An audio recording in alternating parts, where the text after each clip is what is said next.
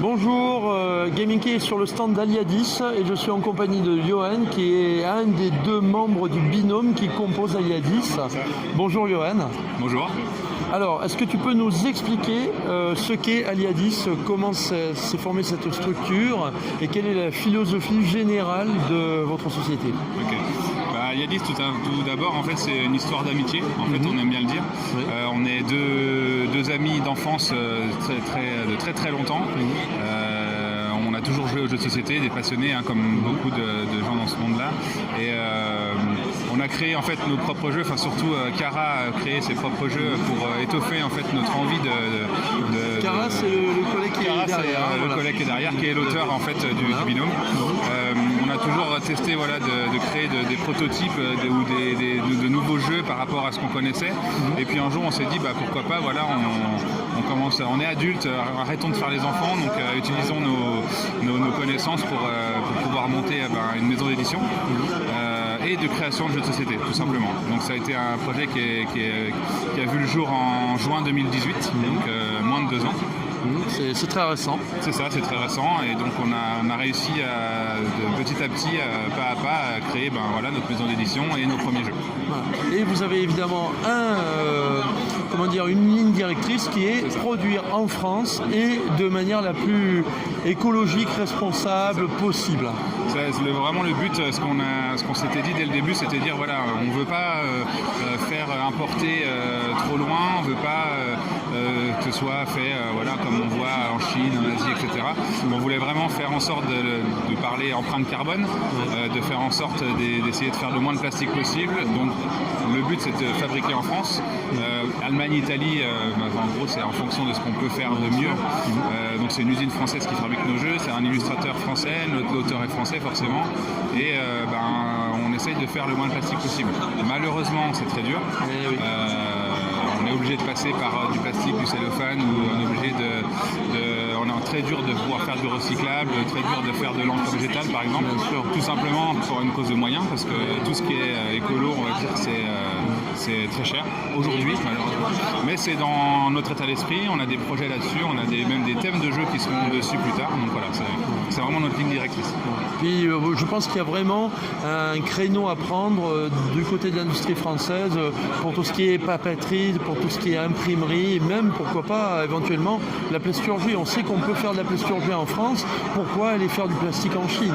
Mais bon, ça c'est un autre débat. C'est ça. Alors parlons des deux créations, puisque vous aviez commencé l'aventure avec un petit jeu qui s'appelle Scripta. Donc Scripta, tu peux nous expliquer globalement quel est le principe du jeu? On compose des mots. C'est ça. Voilà. Donc Scripta, en fait, tout simplement, nous, les jeux de lettres, c'est pas notre dada.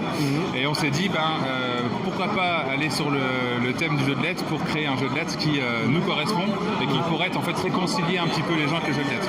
Donc quand je dis les gens, c'est un jeu très familial qui est très simple d'accès, il y a très peu de règles. C'est de faire en sorte de pouvoir refaire des parties de jeux de lettres avec ses enfants, avec ses grands-parents, avec ses parents, avec les copains, etc. On sait que quand on sort le Scrabble avec papy et mamie, on tire un peu la tête, donc voilà. Papy et mamie gagnent toujours. Déjà parce qu'ils trichent, et aussi non, le but c'est d'avoir un jeu le jeu dure 10 à 20 minutes. C'est des parties très rapides, et le but tout simplement c'est de construire des mots chacun notre tour avec une seule lettre pour construire un mot, et tout simplement la personne qui a terminé le mot, qui bloque les autres en terminant un mot généralement avec un S, ou ENT ou AIENT, etc. en conjuguant, c'est de pouvoir bloquer les autres, terminer le mot, avoir des points, et à la fin de la partie ramasser plus de points. Voilà. Donc c'est un jeu où on va effectivement très fun. Moi je l'ai déjà testé et c'est vrai que ça se joue très bien. Vous avez ensuite monté un petit peu en gamme, si on peut dire, avec le deuxième jeu qui s'appelle Allégeance. Alors moi je faisais parfois une petite comparaison avec Choreo, tu m'as dit que c'est une variante. Je dirais pas une variante. Non, c'est une déclinaison, on va dire. Voilà. Comme le Choreo et Allégeance, c'est un jeu de majorité. Donc tout simplement, le fait on a plusieurs guildes, si on a plus de cartes d'une guilde que les autres, on va être majoritaire, donc on va pouvoir l'utiliser pour attaquer les autres. Le Choreo, c'est un jeu de majorité très connu et très bon, que j'adore aussi. On s'en est inspiré parce qu'on y joue beaucoup. c'est des pouvoirs un peu plus passifs. Là, on va être sur du pouvoir actif, j'ai la majorité, j'utilise mes gemmes que j'ai accumulées pour payer le pouvoir et attaquer mes adversaires. Oui, parce qu'il y a cette mécanique qui permet, avec des cartes, de récupérer des gemmes qui vont permettre d'activer les effets de certaines cartes, pour ceux qu'il n'y a pas dans Choreo, effectivement. Exactement. Tout à fait. Exactement. Donc, et là, à la différence aussi des autres jeux de majorité les plus connus, on a aussi une allégeance, d'où le nom, une allégeance cachée, qui en fin de partie, quand elle va être découverte, peut changer un petit peu le cours des choses et des points. Le cours des choses et des points, et qui peut embêter un peu tout le monde. Et c'est le but, c'est de faire du combo entre ces différentes guildes et d'essayer de penser un peu sur quelles allégeances sont parties les adversaires, dont la mienne. Enfin voilà, pour leur couper un petit peu l'herbe sous le pied. Là, c'est un jeu, généralement, on n'a plus trop d'amis à la fin, mais c'est vraiment on voulait de l'interaction. Donc c'est ce je confirme, c'est assez interactif, très interactif même. Et on a eu la chance d'être illustré par Miguel Coimbra. Ah oui, c'est pas n'importe qui. C'est pas n'importe qui. Voilà. Donc ça, c'est une grande chance. Et la deuxième chose, c'est qu'on a en plus de Cara, qui est un très très bon auteur, on a une narratrice en fait qui a écrit des histoires sur le jeu, qui parle en fait, qui donne un background sur le jeu, qui parle des différentes guildes, etc. Et ça, c'est un petit plus qu'on a mis à l'intérieur, un mini roman en fait sur le jeu. Ces deux jeux sont bien vendus, je crois, puisqu'à un moment donné, ils étaient plus ou moins en rupture. Enfin, je sais qu'Allégeance était en rupture de commande, il me semble. Sur Philibert, par exemple, c'est parce que c'est un peu la référence de la commande de jeu, mais aujourd'hui, il y a beaucoup de sites qui le vendent. On a un distributeur qui s'appelle Ludisti, qui est juste derrière là, qui maintenant distribue dans différentes boutiques. On est disponible au Furet du Nord, par exemple, donc ça, c'est pas rien, on était super contents. Bientôt Cultura, enfin des choses comme ça.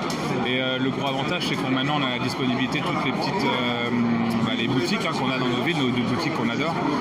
Où là, le but, c'est d'aller dans sa boutique, on peut trouver plus de jeux possibles, la boutique spécialisée. Donc avec Ludisti, on peut toucher de plus en plus de boutiques. Et puis il y a eu des ruptures de temps en temps parce qu'il y a eu un peu de manque de la part de Philibert sur certains points, mais voilà, on fait un bon Noël, on a fait une bonne fin d'année, on a vendu 2000 scripta et 1100 allégeances. Ce qui est bien pour une structure comme la nôtre. Comme la nôtre, c'est très très bien.